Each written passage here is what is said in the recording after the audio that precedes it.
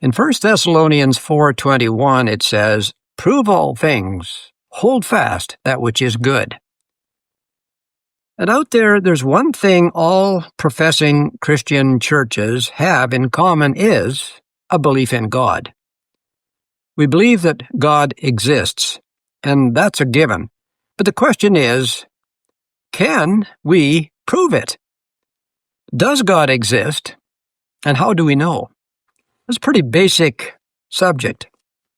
But there is a lot of confusion out there, as you well know. In Christianity, for example, there's the rapture, the immortality of the soul, there's heaven or hell at death, there's the Trinity, there's Christmas, Easter, Sunday, Valentine's Day, Halloween, we just got through, Groundhog Day, and Mardi Gras. In Psalms 14, verse 1, we'll just go there in a minute, atheists claim there is no God, and agnostics claim it's impossible to know. And most informed theologians suggest we must take God's existence on blind faith. We can't know. But is that so?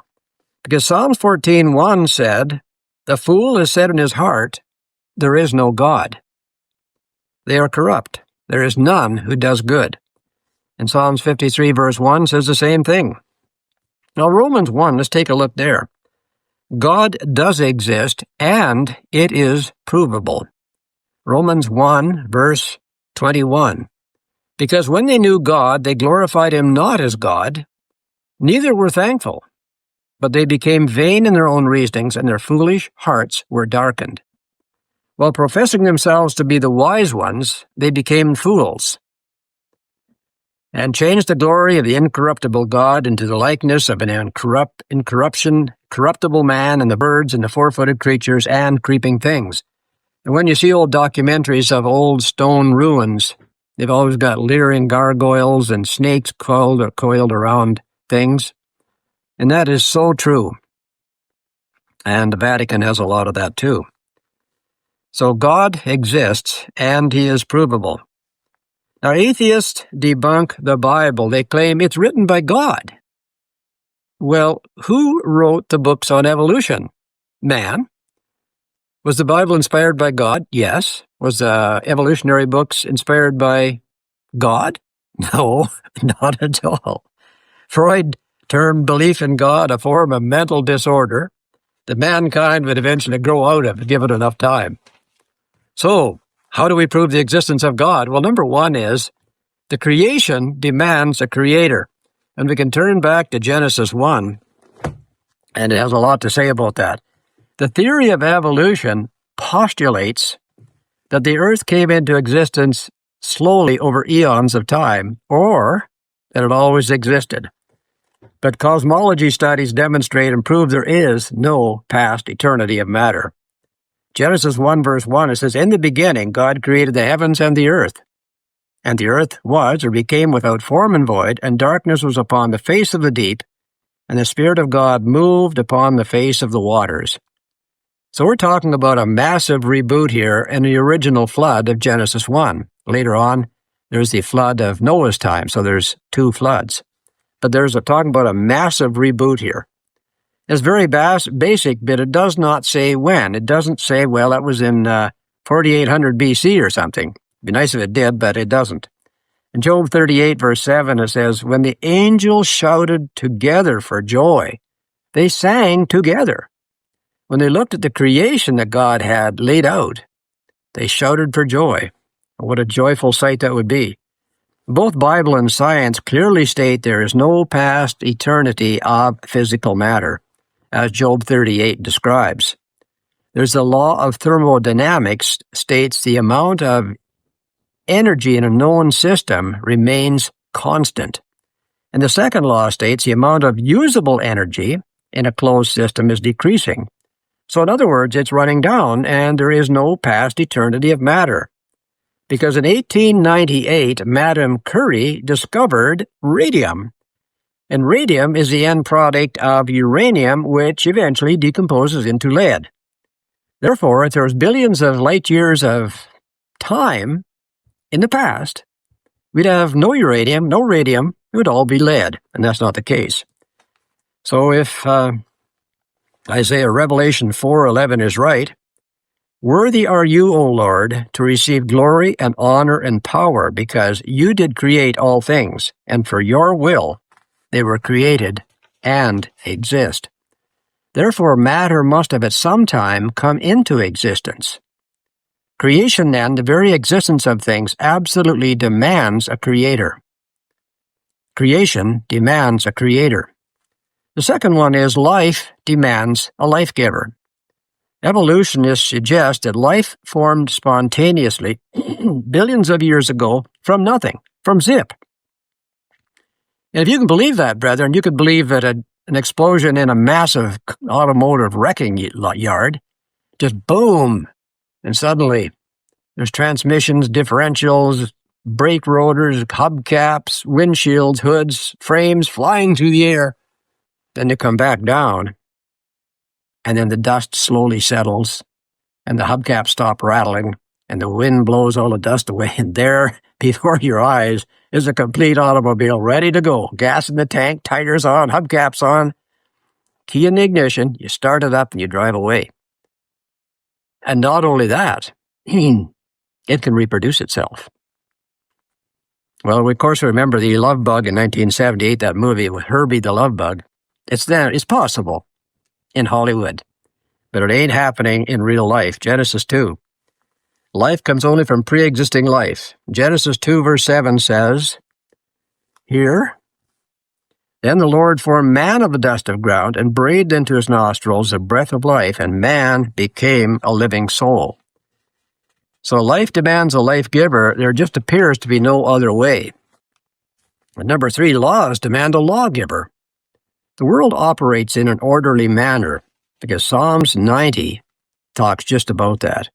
It acts according to laws. For instance, our lifespans, our physical lives only go so far, and then the big sleep comes. Psalms 90 verse 10, the days of our years are 70, and then you're living on borrowed time. And if by reason of strength they are 80, we die. And that is the case here. I have a booklet given to me by a friend. It's called The John G. Lake Sermons. And all of his knowledge is in here. And his sermons, and they're kind of interesting. He died in 1935, and probably most of you don't remember him. He was big time in the early 1900s, but there's a picture here of Dr. John G. Lake. And all these old-time Protestant evangelists, they all get that same look in their eyes. You look at them, it's like staring at an owl. They got these eyes that just look right into your soul. And interesting stories in here.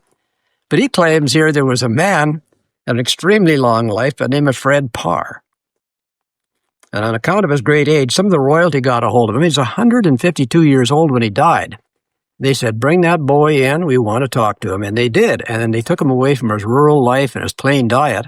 And they wined him and dined him. And in 2 days, he was dead.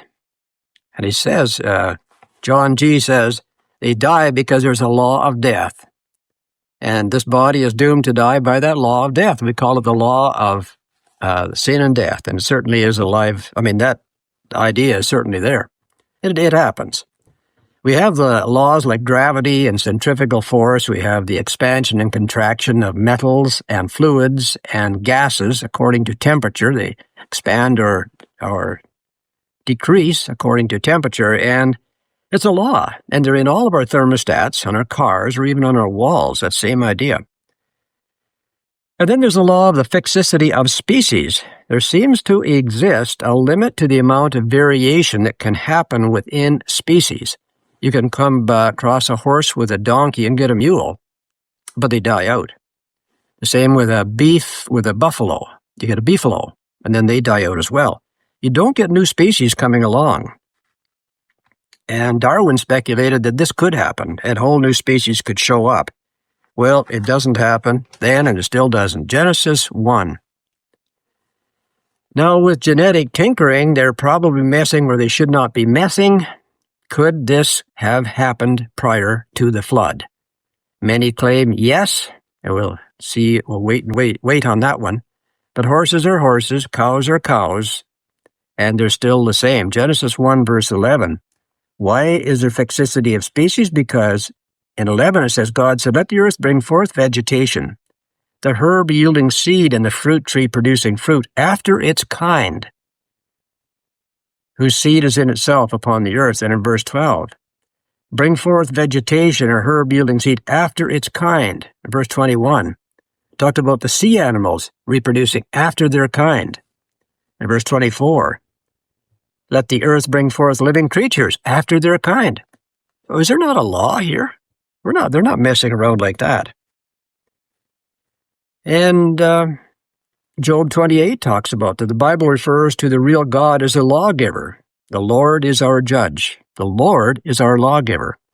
Because Job 28 talks about that. If you turn here to Job 28 and verse 24, it says here, for he looks to the ends of the earth, and he sees under the whole heavens. He endows the winds with weight, and gauges the water by measure. And he made the decree for the rain and the path for the thunderstorm. And he saw it, and he declared it, he prepared it. Yes, he searched it out. And that's where it come from. And James 4:12 said, there's only one lawgiver who has power to save and to destroy. How about the 10 Commandments of Exodus 20 and Deuteronomy 5? They're spiritual laws that work. You're blessed for obedience and cursed for disobedience. And it's the same with Leviticus 26 and Deuteronomy 28. Laws demand a lawgiver. And number 4 is design requires a designer. It just does. We can turn back to Genesis 1. Look at the design of the great wide world. David said in Psalms 139, he said, for I am fearfully and wonderfully made. Marvelous are your works. And brethren, when one goes out in the forest or the bush and walks around and you see in the spring when everything coming back to life, how can you say there's no God? It just doesn't work. Wonderful are and marvelous are your works. Many scientists acknowledge the anthropic principle that for life to exist, all the conditions had to be pre-planned from the very beginning of the cosmos. Genesis 1:26 says, and God said, let us make man in our image, after our likeness, and let them have dominion over the fish, over the fowls of heaven, over the livestock, and over all the earth, and every creeping thing that crawls upon the earth. And God created man in his own image. In the image of God he created him male and female. And God blessed them and said to them, be fruitful and multiply and replenish the earth and subdue it and have dominion over everything. And that is the case it is, brethren, with design and dominion over all animals. And brethren, almost all animals can be domesticated by love, affirmation, affection, and attention. And maybe a little discipline now and again. It works on men, and it works on women. And all these critters were created for the ultimate purpose of serving mankind in the family of God. Because 1 John, take a look here at 1 John chapter 3, and we see more here on the family of God. 1 John 3 verse 1 says, behold, what glorious love the Father has given to us, that we should be called the children of God. For this very reason the world does not know us, because it did not know him. Beloved, now we are the children of God, and it has not yet been revealed what we shall be. But we know that when he is manifested, we'll be like him, because we will see him exactly as he is. And over everyone who has this hope in him purifies himself as he is pure. So rulership on earth talks about Revelation 5:10, rulership, future. And all this purposeful design requires a supernatural designer. Design requires a great designer. Number 5, fulfilled prophecy. In 600 BC, 2 Phoenician cities of Tyre and Sidon, they were promised to have, Sidon, for instance, was promised to have a bloody future, but to continue to exist. But in Ezekiel 28, we could turn there, but it says Tyre would be scraped bare like a rock and never rebuilt. Ezekiel 26 and verse 3 and 4 says, therefore thus says the Lord God, behold, I am against you, O Tyre, and will cause many nations to come up against you, as the sea causes its waves to come up. And they shall destroy the walls of Tyre and break down her towers. I will also scrape her dust from off her and make her like a bare rock. And it shall be a place for the spreading of nets in the middle of the sea. Well, that came to be, and never to be rebuilt. It was a place to have fishing, and nets would be thrown there. But the real God predicts the future and brings it to pass, because in Isaiah 46, verse 11 says, "Yes, I have spoken. I will also bring it to pass. I have proposed it, and I will also do it." And even over the centuries. Isaiah 7. Prophecies concerning the birth, the life, and the death and the resurrection of Jesus Christ were prophesied centuries before the event. And Isaiah 7, verse 14 says, "Behold, the virgin shall conceive and bring forth a son, and shall be called Emmanuel." And that was in that's 7 centuries before Christ. And born in Bethlehem, Micah 5:2, he would have to flee to Egypt, because in Hosea 11:1 it says, "Then I loved him, and I called my son out of Egypt." Daniel 12.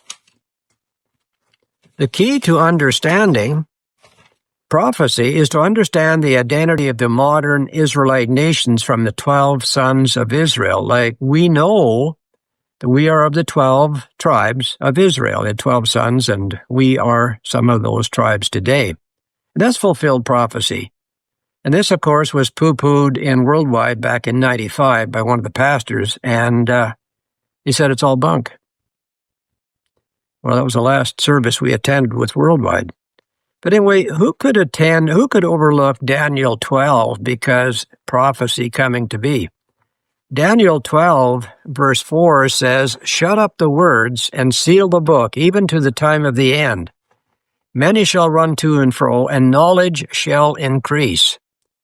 Well, brethren, is that not coming to be? With internet, it's increasing and doubling like every day almost now. More knowledge is being added to internet every day.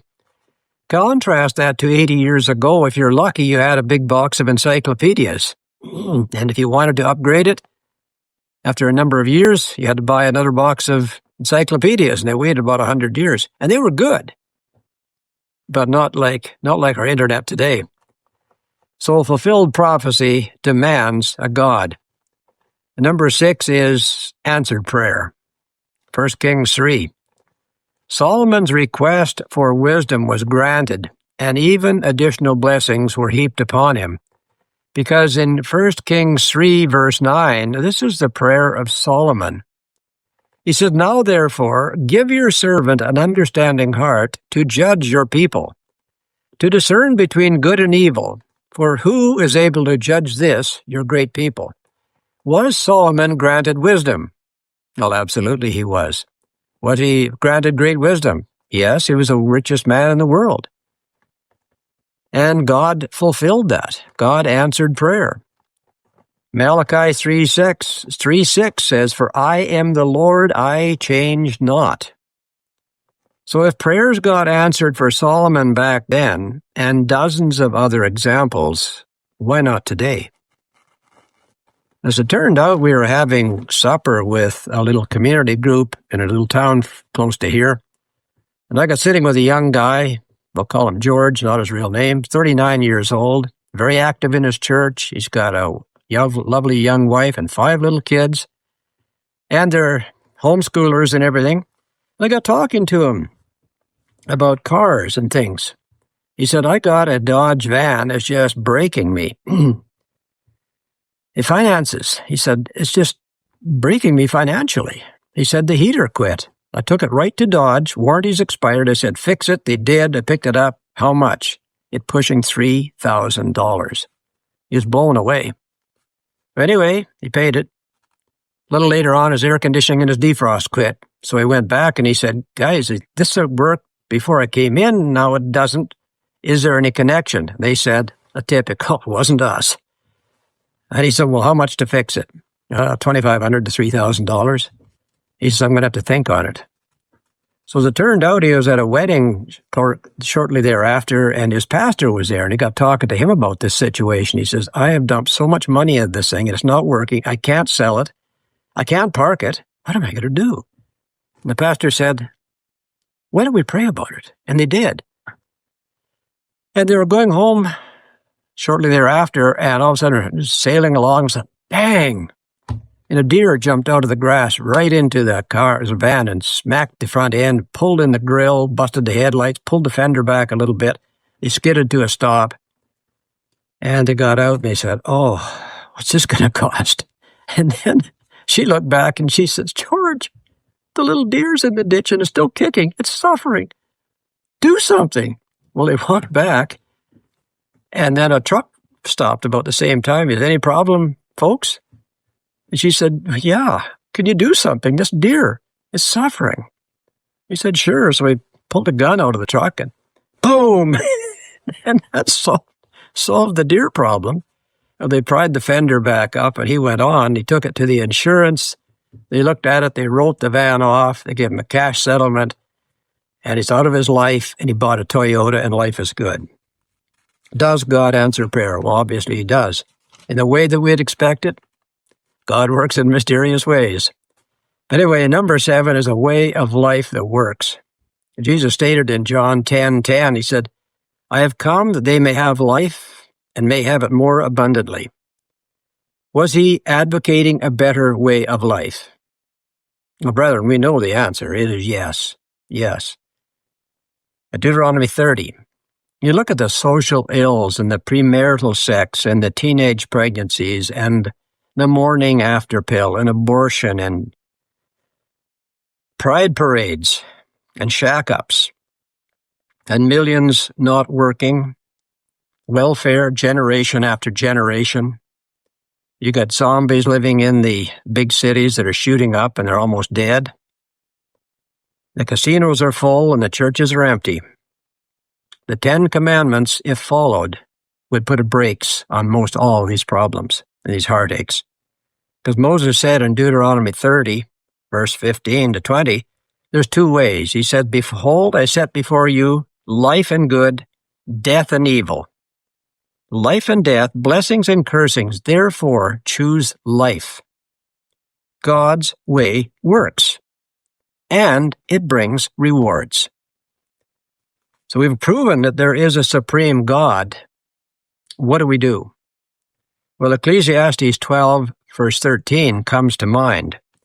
Let us hear the conclusion of the whole matter. Fear God and keep his commandments, and it'll be well for all of us. So in conclusion, brethren, God exists, and his ways work.